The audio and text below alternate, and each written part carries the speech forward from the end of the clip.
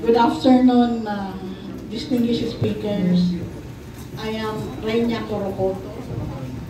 I had served the Philippine government for 32 years. My last post was being an Assistant Secretary of the National Security Council in the last administration. Now, in my 32 years of government service, I coupled it with graduate studies, postdoctoral studies, because I valued public service. Talagang binibigyan natin ng halaga, kaya nag-aaral at nagtatrabaho at nag-aaral. Pero to my dismay, this administration has trashed all the ideals, but more on the principles of good governance. Talagang nakapanlulungo. Lahat ng aming pag-aaral, na hindi naman libre kahit sa UP, babayad pa rin. At pag-aaral ko sa abroad, parang nabaliwala. Yun talaga ang frustration ko personally. Now, this is my question, or I would say a puzzle to each and everyone. I would consider this as a puzzle. You know, what is the tipping point? When is the tipping point? Because we are heading towards the direction of becoming a failed state. If you look at Haiti, of sub-Saharan countries, we are heading towards the direction. All the indicators are pointing towards that. My guess is, if there is a big nationwide, of course I do not hope, but national calamity, like what happened in Haiti, there was this big earthquake. Suddenly, state tayo, hindi na tayo dahan-dahan hahantong sa pagiging failed state. Talagang bagsak agad tayo. Kasi the governance is corrupt, incompetent. Talagang babagsak tayo kung meron tayong katulad ng incidents ng Haiti or sa Sahara, there was this famine. Ano ba ang tipping point? When is the tipping point? Kasi yung ibang bansa, for example, yung Arab Spring, it was just inflation. And they were able to change their government. Recently, in Bangladesh, the people protested and they overthrew the Prime Minister for 20 years. That's just because of the policy na walang increase sa mga iha-hire para sa gobyerno. Sinabi ko ito kay Secretary Castro in my message to him. Sabi ko, three things that we have to, achieve in order to end this misery, this crisis. First is the church, the Catholic Church must speak. The armed forces of the Philippines must withdraw support to the Commander-in-Chief, and Vice President Sara Duterte must assume the leadership, which nangyari na. Nangyari na naman kasi I told him that in a text message to him 2 months ago. Pero itong dalawa, wala pa. So, ito yung puzzle sa akin. It's because there's so much bribery now in corruption, term nyo doon, pero sa paningin ko dyan, binubusog talaga nila yung mga official ng armed forces. Kaya hindi sila pumapalag.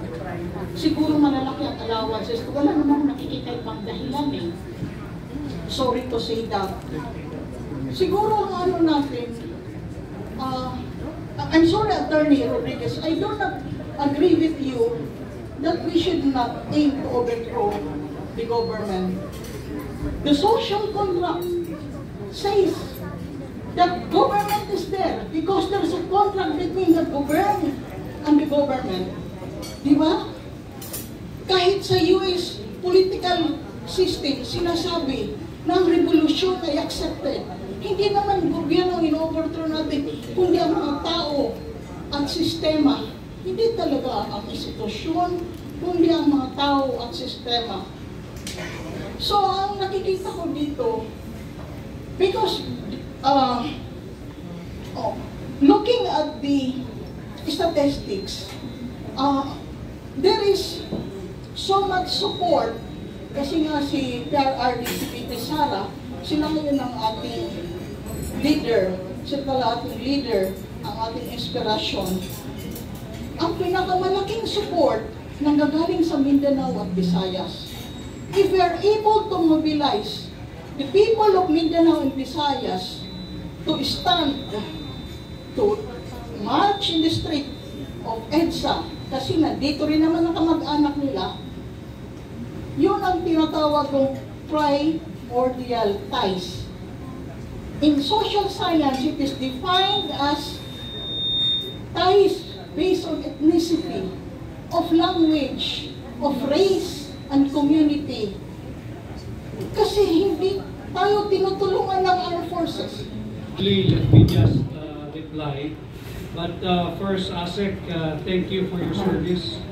Maraming salamat sa inyong serbisyo sa ating bansa. And that is why the Hakbang Maiso was formed to serve as the resistance. I-resist natin itong mga pagsasalaunang ginagawa ng gobyerno. And I understand yung passion mo. In fact, we welcome that here in Hakbang Maiso, that you want to overthrow the government, this administration. And you know, yung ini-espouse mo of overthrowing comes in many forms. Regime change. We can institute regime change. But just to put it in its proper context, not through the employment of violence, we do not encourage that. Maybe through the ballots, we can institute regime change. And midterm is vital. Otherwise, parang mga marauding invaders ito. Tuloy-tuloy ito mga ito. Walang humpay ito, mananatili ang mga ito. As for what do we do as an tipping point, I am always in a meeting with Manong June Ebasco. And we are always confronted with the same question. Ang tagal-tagal naman. And we always have one answer. Not to you, but in general. Pagka may nakakaharap kami, ano bang nangyayari, ano kulang. Hakbang ng Maiso is doing already what many initially feared to do, and that is speaking up. But we cannot do it alone.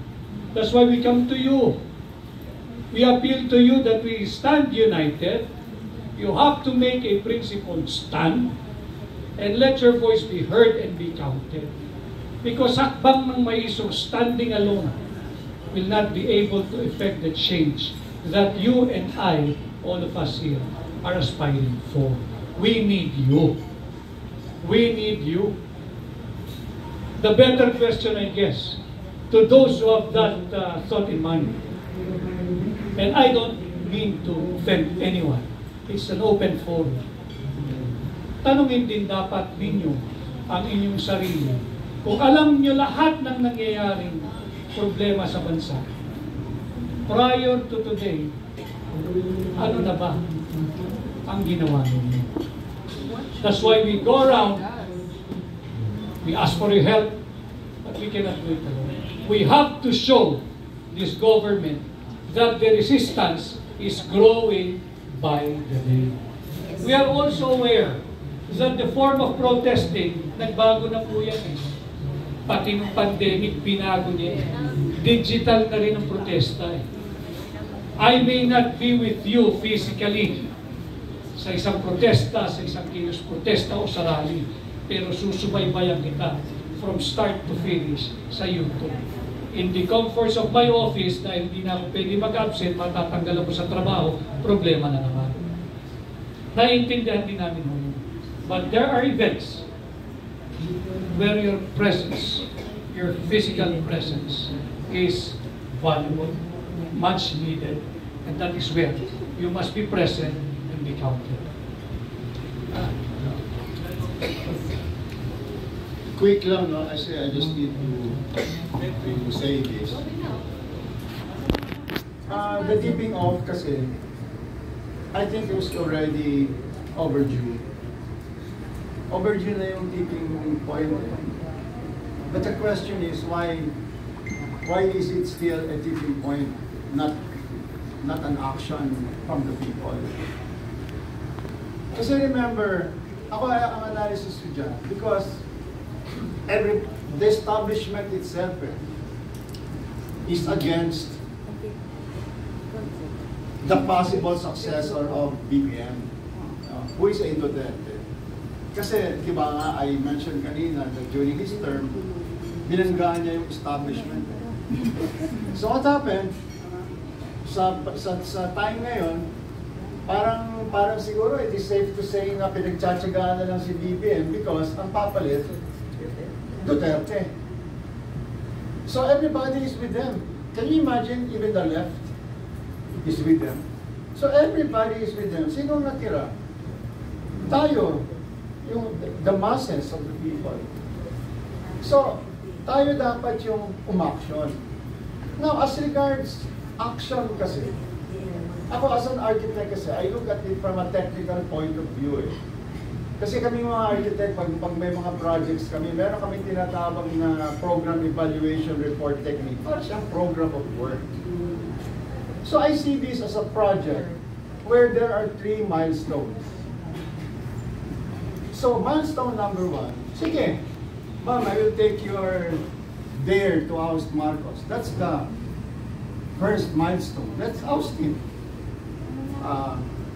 Pero my point, ang problema kasi dyan, the reality of that is that we don't have really much time to oust him.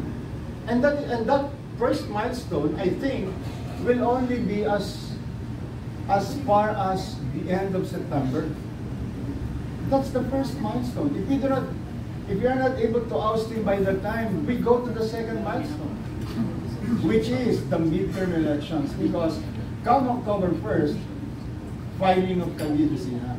Now, as a group talaga, we need to participate in that second milestone, which is to field candidates that will really truly represent us. And that is, and I refer to the Senate and Congress. Kasi doon lang naman eh. What can you expect from the judiciary? Judiciary is passive. They only act if you present something to them. Ang executive ang kalaban natin, ang katapat niyan will be the legislature, which is right now controlled by the executive. So that is the second milestone. The third milestone is the elections in 2028. Actually, if we talk about period, andyan na lang yan sa tabi-tabi, right?